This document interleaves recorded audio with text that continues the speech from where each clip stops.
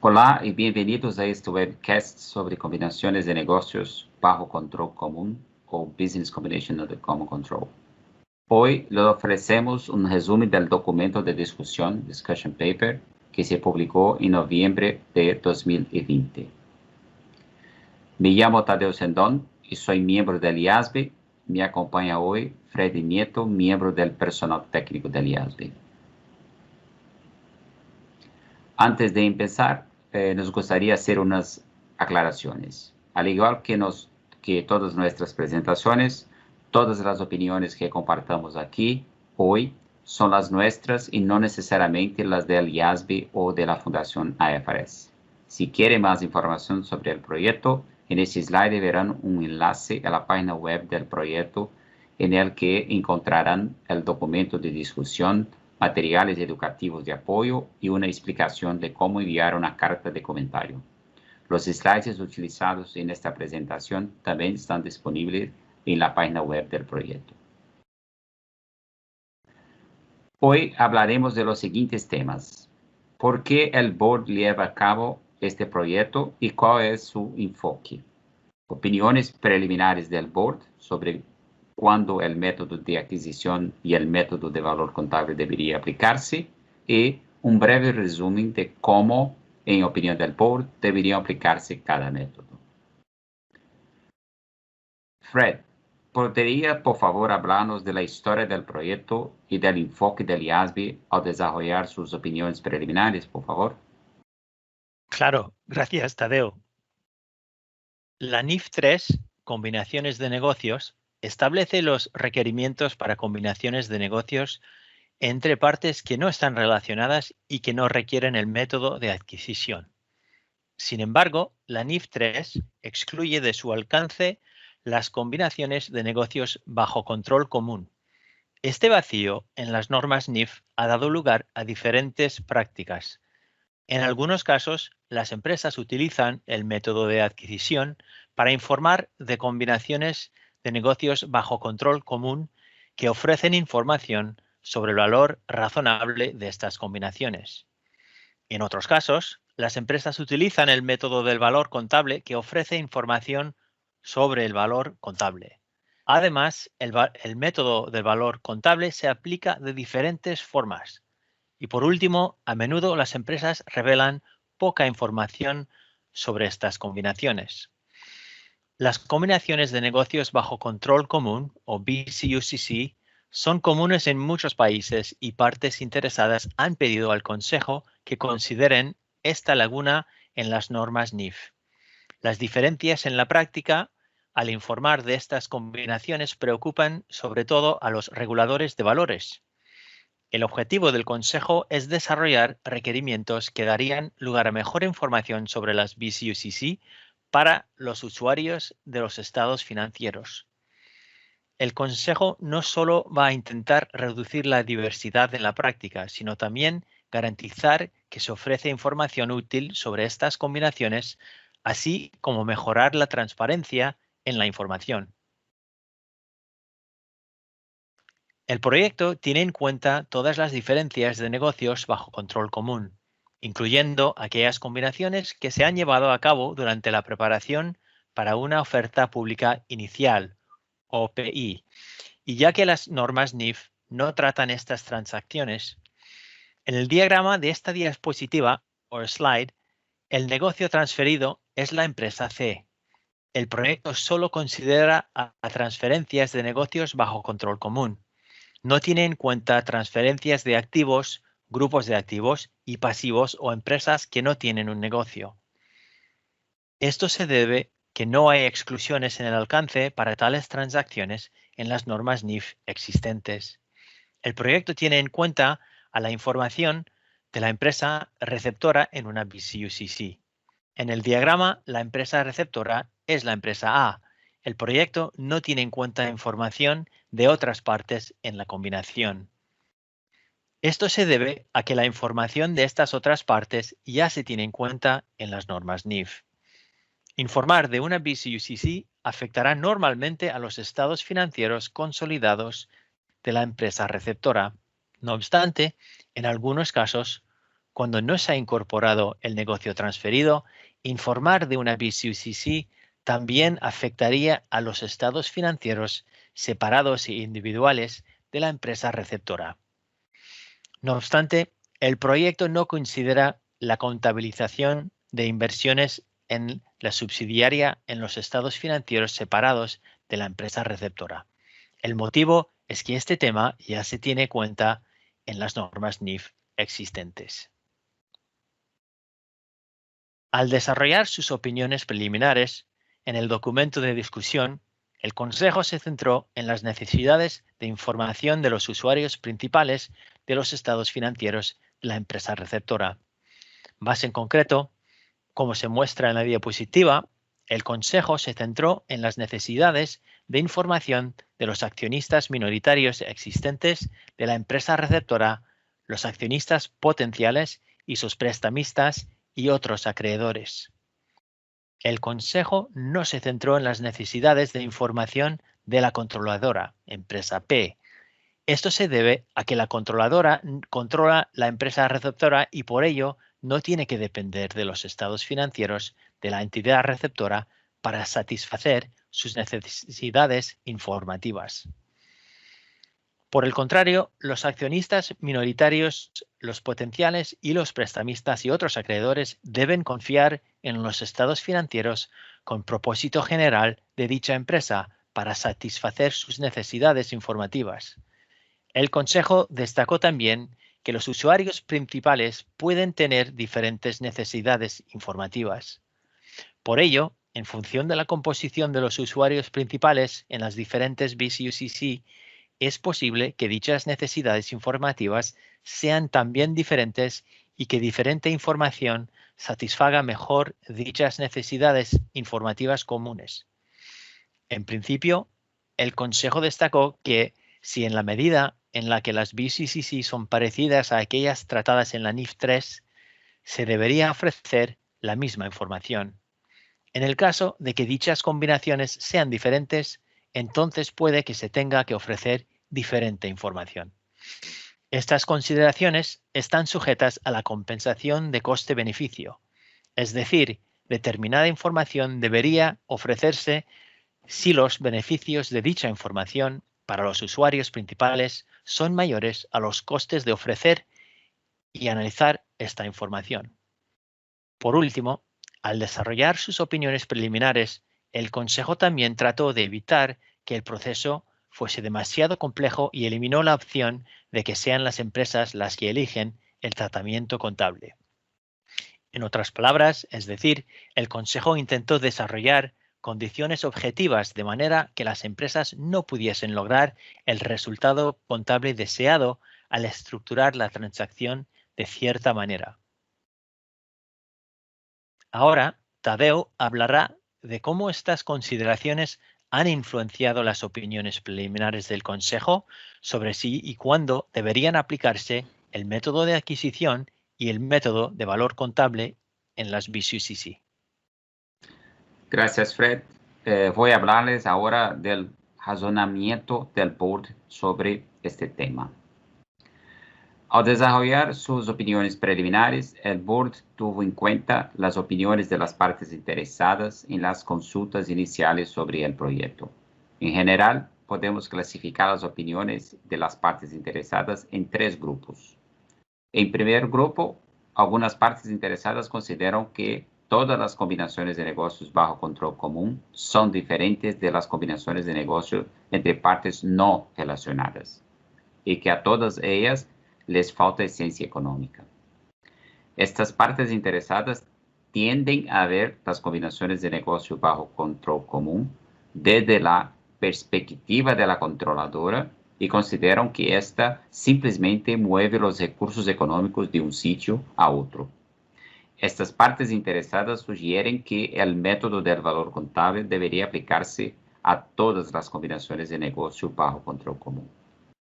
En el segundo grupo, algunas partes interesadas consideran que todas las combinaciones de negocios bajo control común son parecidas a las combinaciones de negocio entre partes no relacionadas y que todas ellas tienen una importancia económica para la empresa receptora.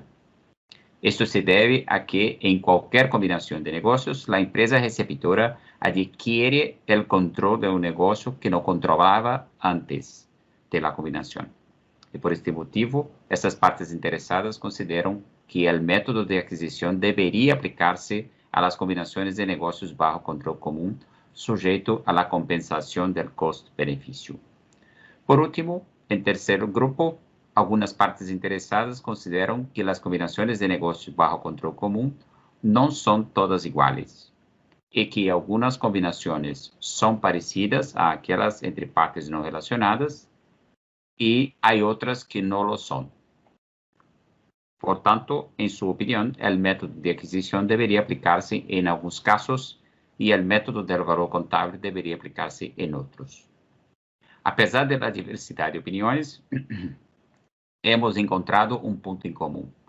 En concreto, en nuestras consultas iniciales, muchas partes interesadas eran de la opinión de que el método de adquisición debería aplicarse a las combinaciones de negocios bajo control común que afectan a los accionistas minoritarios de la empresa receptora. Y muchas partes interesadas también dijeron que, en su opinión, el método del valor contable debería aplicarse a las combinaciones de negocios bajo control común que no afectan a estos accionistas, ya sea porque considero esas transacciones diferentes o por motivos de costo-beneficio. Veamos ahora la conclusión a la que ha llegado el board. Según esta conclusión, las combinaciones de negocios bajo control común no son todas iguales y el método de adquisición o el del valor contable no son apropiados en todos los casos. Más específicamente, en opinión del board, en principio, el método de adquisición debería aplicarse a las combinaciones de negocios bajo control común que afectan a los accionistas minoritarios en la empresa receptora. No obstante, esto está sujeto a la compensación del costo-beneficio.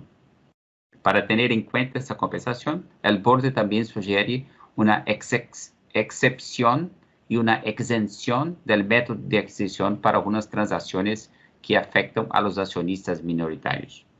En todos los demás casos, el board considera que debería aplicarse el método de valor contable.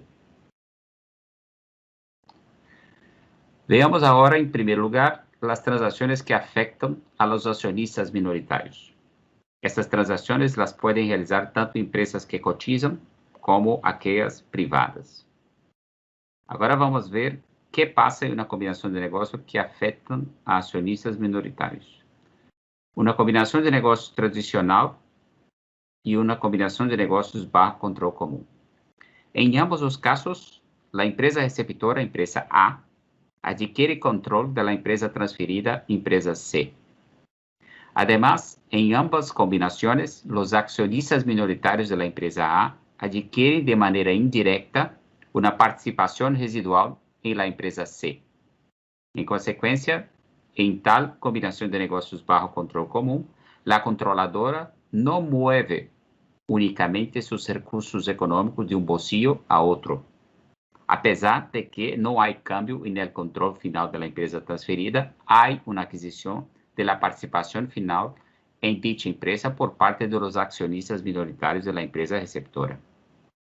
Por ello, el board ha llegado a la conclusión de que, en principio, tales combinaciones de negocios bajo control común son parecidas a las combinaciones de negocios tratadas en la NIF 3 y que el método de adquisición ofrecía información útil sobre esas combinaciones. El board consideró entonces si el método de adquisición debería aplicarse a todas las combinaciones que afectan a los accionistas minoritarios de la empresa receptora.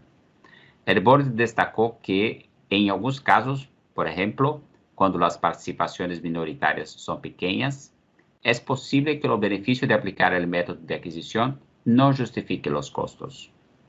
El board llegó a la conclusión de que si las acciones de la empresa receptora se negocian en un mercado público, es probable que las participaciones minoritarias sean significativas debido a las regulaciones de los mercados públicos.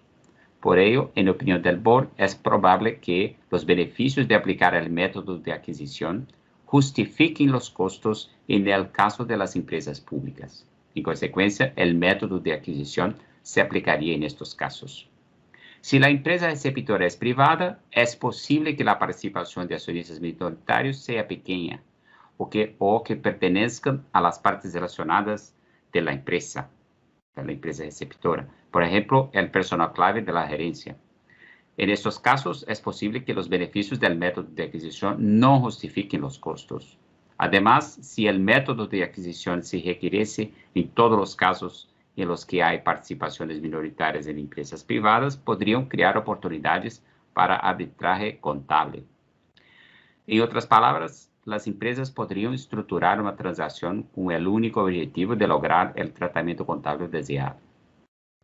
Por estos motivos, el Board sugiere una excepción y una exención al método de adquisición para empresas privadas.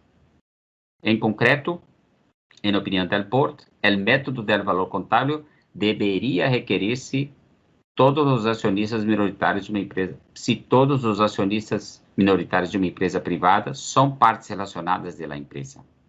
Además, si no todos estos accionistas son partes relacionadas de la empresa, a la empresa solo se permitiría aplicar el método de valor contable si informa a todos los accionistas minoritarios de su propuesta de utilizar ese método y estos accionistas no se oponen.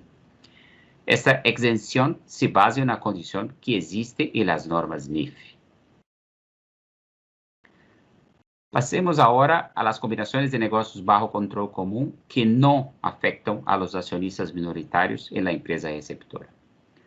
Tal combinación podría ser realizada por empresas privadas por motivos regulatorios o fiscales o si se están preparando para una oferta inicial, IPO. No hay accionistas minoritarios, por lo que los usuarios principales de la información sobre esas combinaciones son los prestamistas y otros acreedores y los potenciales accionistas de la empresa receptora. Pongamos como ejemplo una situación antes de la oferta inicial. Supongamos que la controladora, la empresa P, es la propietaria total y controla la empresa A y la empresa B. Ambas empresas son negocios. Supongamos que la controladora quiere ofrecer la empresa A y la empresa B una oferta inicial. Supongamos en el caso 1 que la empresa A y la empresa B pertenecen a una sociedad holding. En este caso, la controladora puede ofrecer acciones del holding en una oferta inicial sin llevar a cabo una reestructuración del grupo. En este caso, información histórica sobre el valor contable se ofrecía sobre la empresa A y la empresa B a los potenciales inversores en la oferta inicial. Por el contrario, supongamos en el caso 2 que la controladora posee la empresa A y la empresa B directamente. En este caso, la controladora necesitaría llevar a cabo primero una reestructuración del grupo para prepararse para la oferta inicial. La controladora podría llevar a cabo la reestructuración de varias formas. Podría establecer una nueva empresa y transferir las acciones de la empresa A y la empresa B a esta nueva empresa. Podría hacer que la empresa B adquiriese la empresa A o que la empresa A adquiriese la empresa B. Si se aplicase el método de adquisición a esas combinaciones, los potenciales inversores de la oferta inicial recibirían diferente información sobre la empresa B, dependiendo de cómo se estructura la combinación y qué empresa se identifica como la adquirente. No obstante, en todos estos casos, e independiente de cómo se estructura la combinación, los potenciales inversores de la oferta inicial estarían invirtiendo en los mismos recursos económicos que en el caso 1. Y por ese motivo, el Board ha llegado a la conclusión de que debería proveer similar información tanto en el caso 1 como en el caso 2. Esto se conseguiría si el método de valor contable se aplicase a estas combinaciones. Además, el Board también llegó a la conclusión de que, en ausencia de los accionistas minoritarios, los beneficios de aplicar el método de adquisición no justificarían los costos. Al desarrollar sus opiniones preliminares, el Board también consideró la necesidad de información de los prestamistas y otros acreedores y habló de estas necesidades con los usuarios de los estados financieros que están especializados en análisis de crédito. El board destacó que el interés de los prestamistas y otros acreedores en la empresa receptora es diferente al de los accionistas minoritarios y que se limitan a los pagos de capital e interés.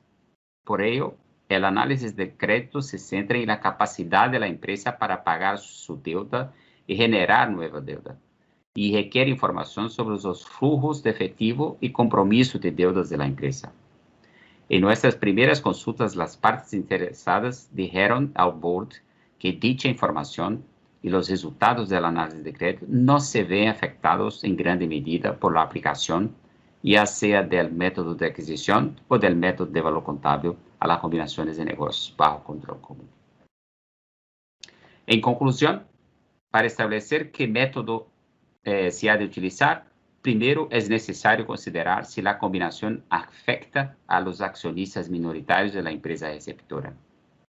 Si no se ven afectados, se aplicaría el método de valor contable.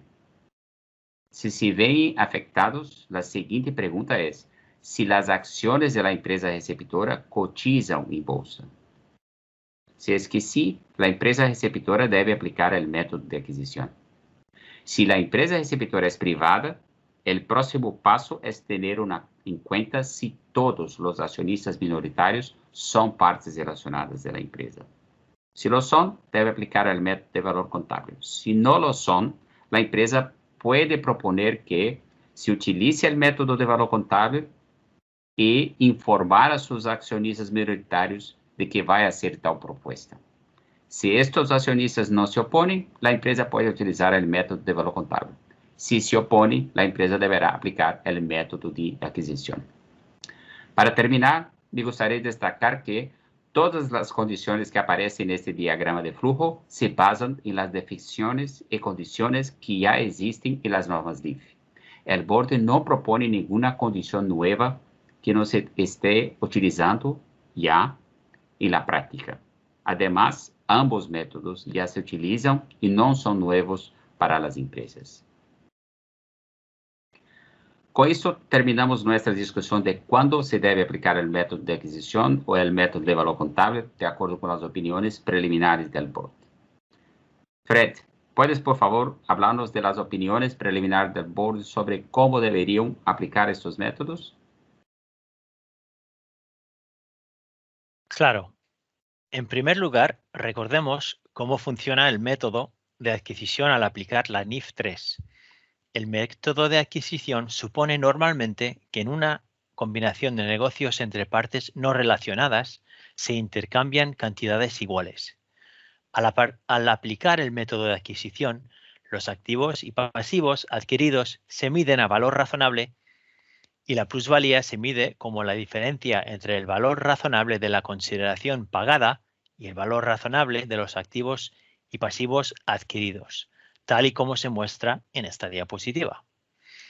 Esta cantidad normalmente incluye la plusvalía que existía en el negocio adquirido y el precio pagado por sinergias esperadas de la combinación.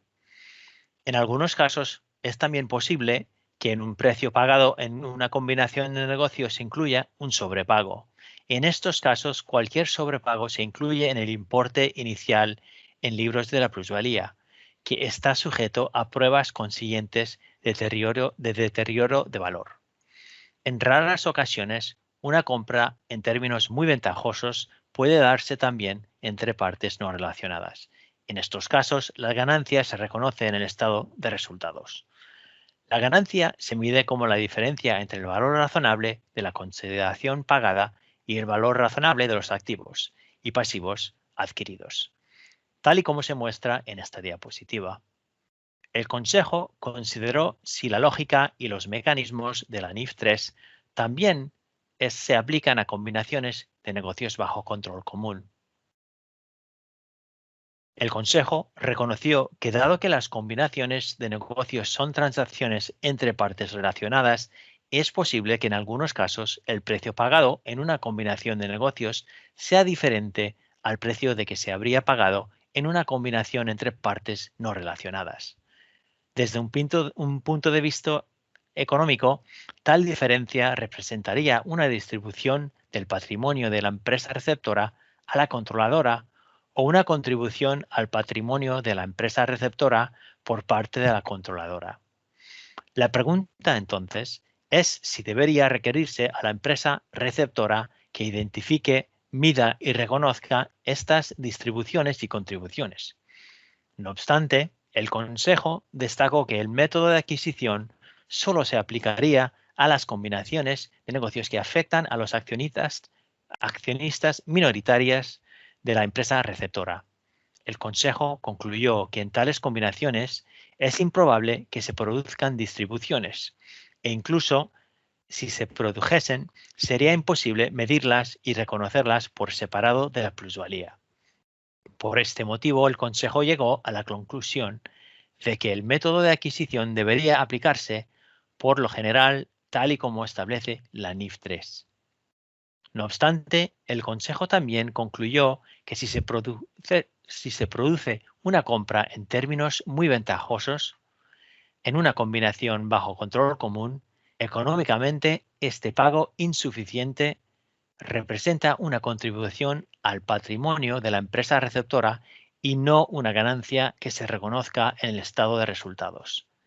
El Consejo también llegó a la conclusión de que, dado que las combinaciones de negocios son transacciones entre partes relacionadas, debería revelarse información sobre el precio de la transacción. Esta diapositiva muestra cómo el método de adquisición se aplicaría a las combinaciones de negocios bajo control común de acuerdo con las opiniones preliminares del Consejo. Los activos y pasivos adquiridos se medirían a valor razonable, tal y como ya se hace en una combinación de negocios. La diferencia entre el valor razonable de la consideración pagada y el valor razonable de los activos y pasivos se reconocería normalmente como plusvalía, tal y como ya ocurre en una combinación de negocios.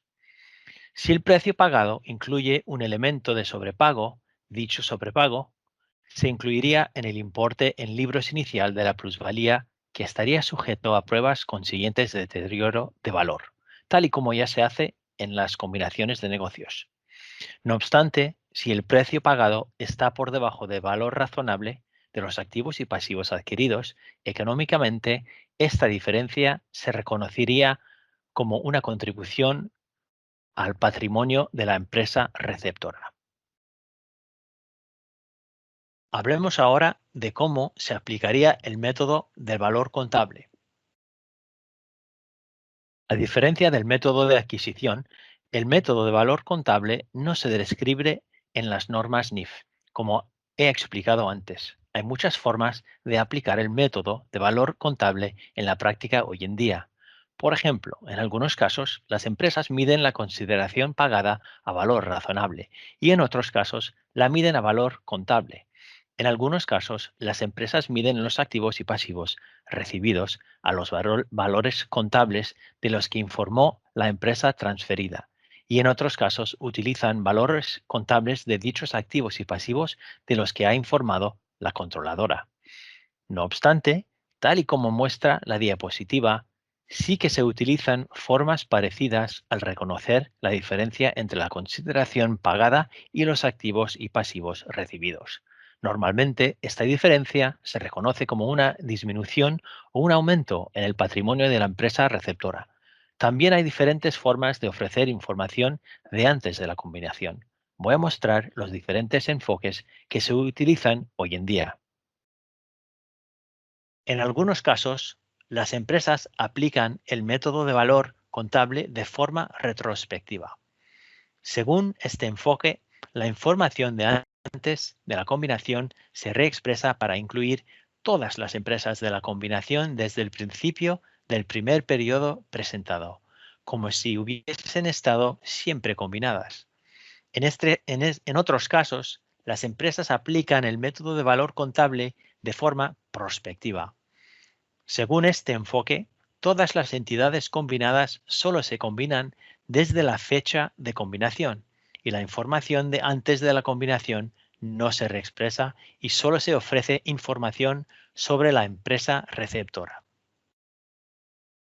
El Consejo ha llegado a la conclusión de que un único método de valor contable debería especificarse en las normas NIF.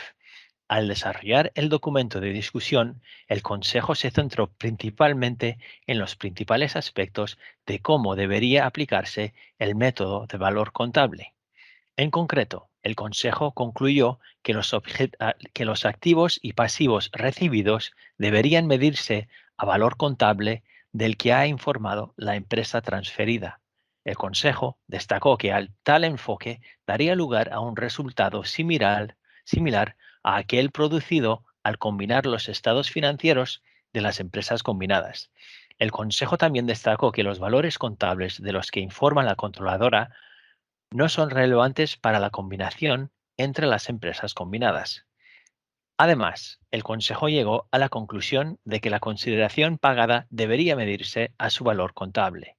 No obstante, el Consejo no sugiere que se especifique cómo medir la consideración pagada en acciones.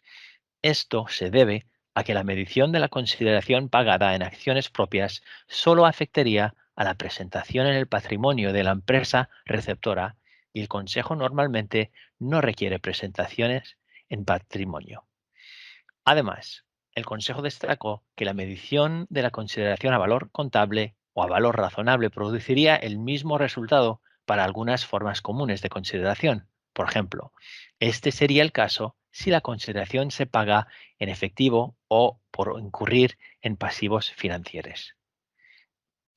A continuación, el Consejo llegó a la conclusión de que la diferencia entre la consideración pagada y el valor contable de los activos y pasivos recibidos debería reconocerse en patrimonio, ya que así es como se hace en la práctica actual. El Consejo destacó que dividir esta diferencia en componentes económicos separados y medir y reconocer estos componentes por separado no satisfaría la compensación del costo-beneficio y podría eliminar eficazmente las diferencias entre el método de adquisición y el método de valor contable. Por último, el Consejo llegó a la conclusión de que las empresas combinadas deberían combinarse de forma prospectiva desde la fecha de combinación.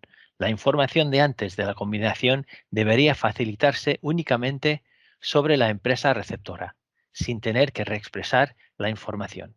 El Consejo reconoció que la información de antes de la combinación sobre todas las empresas combinadas podría ser útil. No obstante, esta información sería hipotética y podría dar la imagen de un grupo que no había existido antes de la fecha de combinación. El Consejo llegó a la conclusión de que no procede incluir esta información hipotética en los estados financieros principales. El Consejo todavía no ha considerado detalles adicionales sobre cómo debería aplicarse el método del valor contable.